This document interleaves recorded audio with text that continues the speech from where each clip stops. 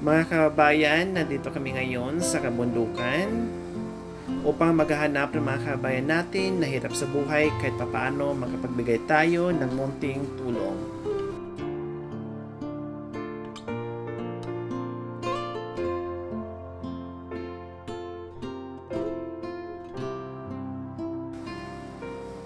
Sobrang liblib na ito mga kabayan, mukhang wala na yatang bahay dito.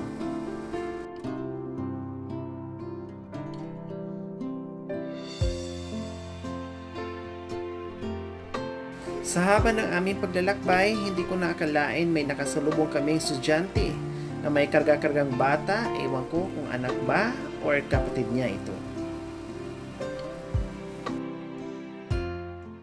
Teka, hello! Hello po. Estudyante kayo? Opo. Sino yung hawak nyo? Baby ko po. Baby mo? Opo. Oh, galing ka ng school. Opo. O bakit dala-dala mo yung baby mo? Wala po kasi magbantay ko sa bahay ko. Nasaan ang mister mo? Sa trabaho po. Oh my gulay. Ilang taon ka na, be? 19 po. 19. Nag-aaral ka. Anong grade ka na? Grade 12 po. Ibig sabihin, nag-asawa ka, tapos kinuntinyo mo yung pag-aaral mo. Opo. Ilan ang anak mo? 2 po. Ilang taon ka ba nag-asawa? 17 po. Oh, bakit hindi ka muna nag-aral o tinapos mo muna yung high school bago nag-asawa? Dahil po sa ano po, hirap po sa ano po, sa pamasahe po, tapos sa ano po, pagkain po, ganun. Kaya napilitan ka nag-asawa ng maaga. Pero napag-isipan mo, nung nagkaroon ka ng anak, kinuntinyo mo yung pag-aaral mo. Opo. Saan yung bahay mo? Doon po. Pwede bang makapasya doon sa inyo? Sige po. O sabay ka na sa amin?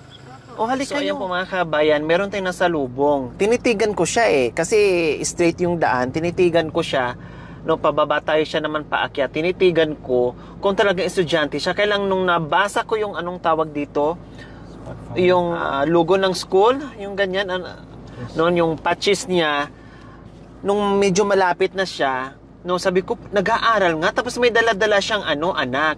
Yung pala, anak mo. Tama? Anak mo? Ilang taon na siya? O ilang buwan na? 11 po. 11. Matanong ko lang sa'yo, paano yung pumapasok ka, ganyan, tapos dinadala mo yung anak mo? Pinapatulog po sa upuan po. Nakita ko yung dedikasyon mo sa pag-aaral.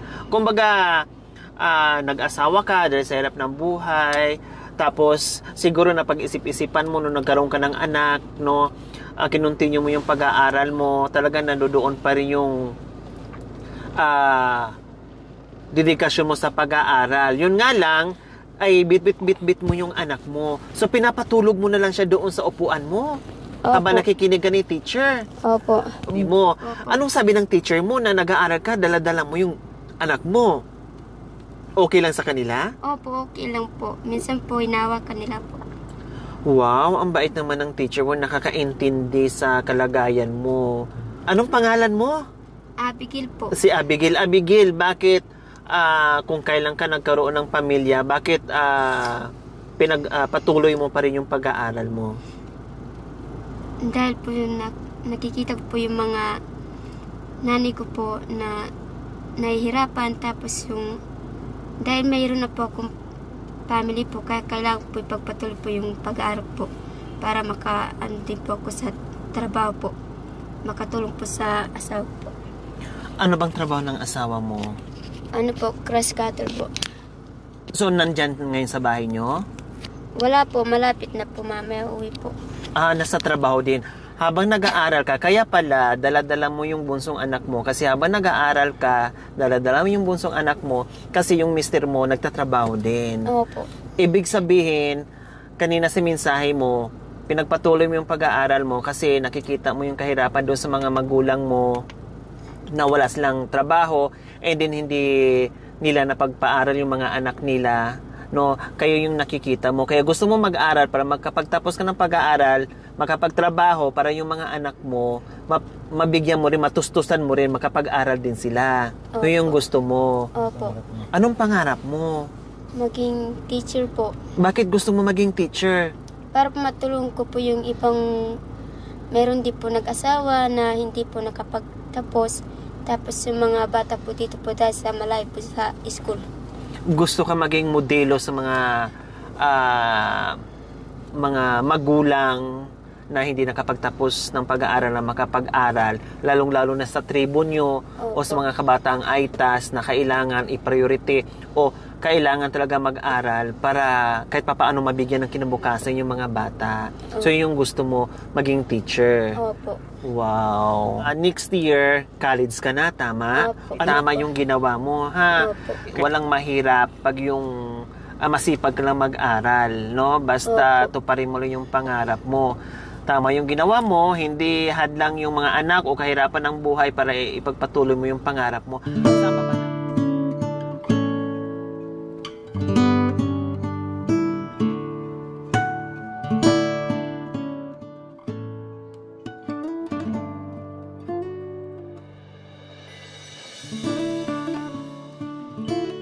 So ayan po mga kabayan, ihahatid muna namin at silipin namin yung bahay ni Abigail. Isang ina, no? Isang batang ina po na Aita po mga kabayan na naunsyami yung kanyang pag-aaral dahil sa kahirapan, no? Siguro wala nang ibang maisip, no? Mag-asawa na lang para maiwasan yung kahirapan, pero hindi yon ang solusyon. Tama yung ginawa niya na kahit may pamilya na siya pero nag-aaral siya mga kabayan dahil hindi natatapos yung kanyang pangarap, no? Lalo siya nangarap ngayon dahil para sa kanyang dalawang anak na gusto din niya mabigyan ng magandang kinabukasan pagdating ng araw na meron siyang magiging magandang trabaho, meron siyang ipapaaral sa mga anak niya. Kaya ito po mga kabayan, sama tayo sa bahay ni Ate Abigail.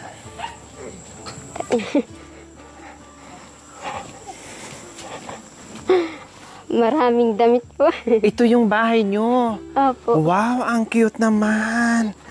O tara, pasok tayo sa cute na bahay ni Abigail. O dito. O kahit wala yung nanay, ilaw ng tahanan kasi busy sa school, pero kahit papaano ay malinis yung bahay. Ito yung mister mo? Opo, yun po. Ito? Opo. Wow! Ang gwapo naman pala ng mister mo. Ito na siya ngayon. Opo. Ito yung medyo bata pa. Opo. Kaklasmate ko po dati elementary.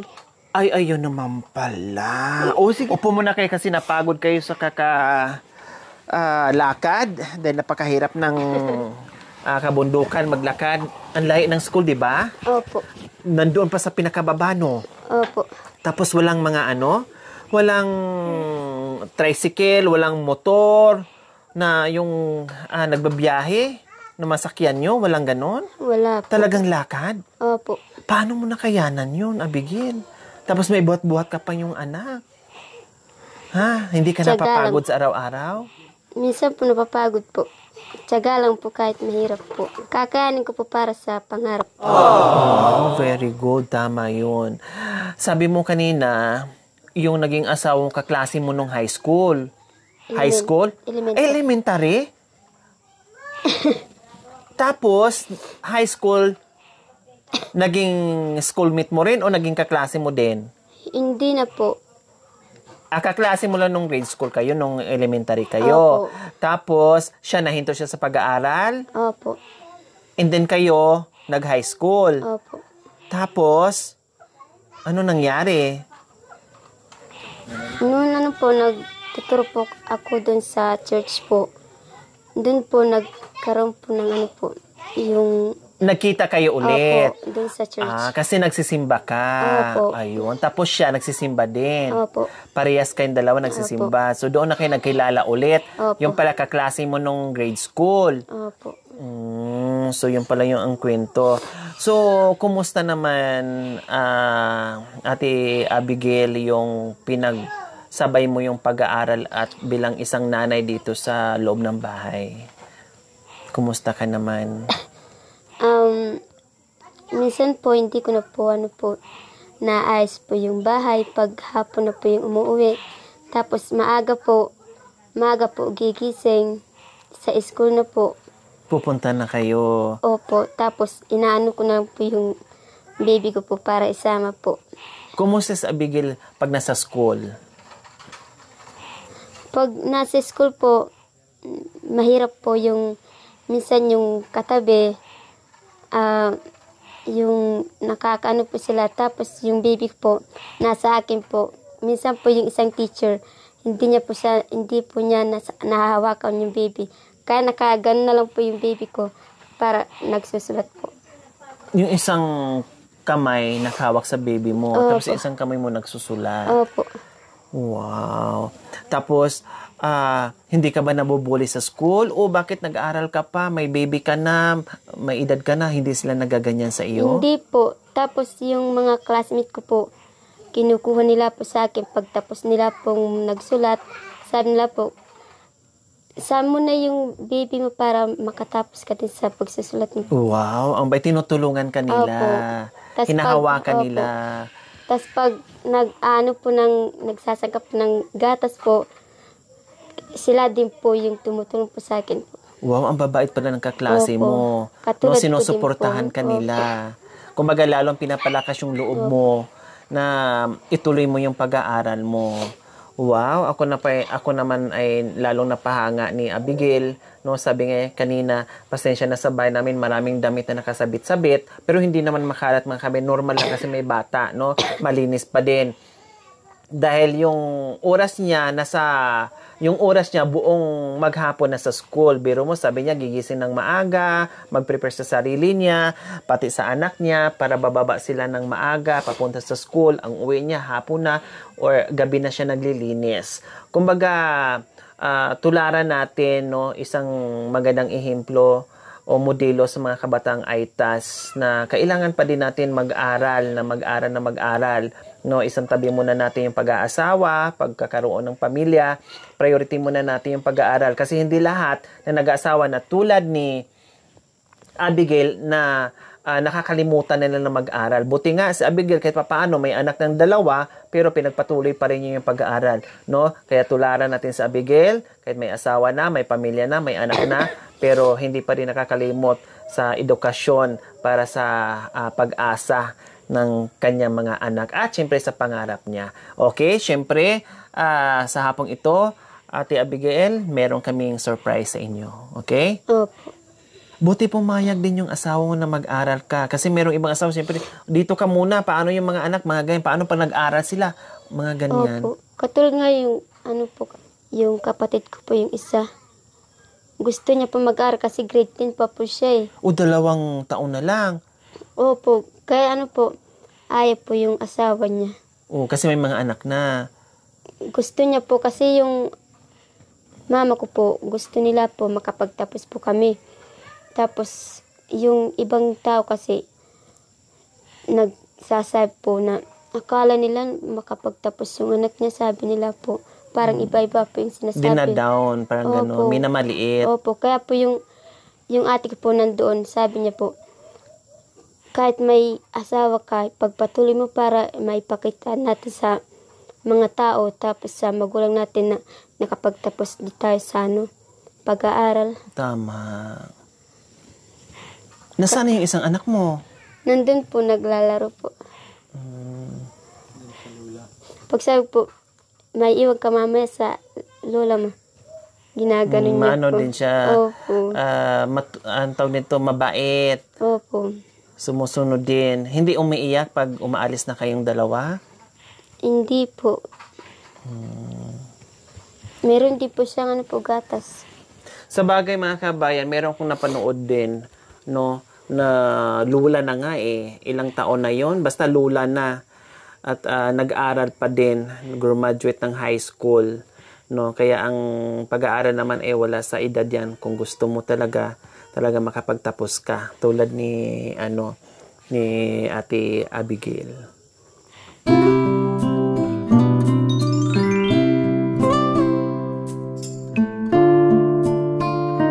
Abigail, meron ka ng assorted groceries, isang tray na itlog at may bigas ka na. At hindi lang yan, syempre meron ka pang Salamat po.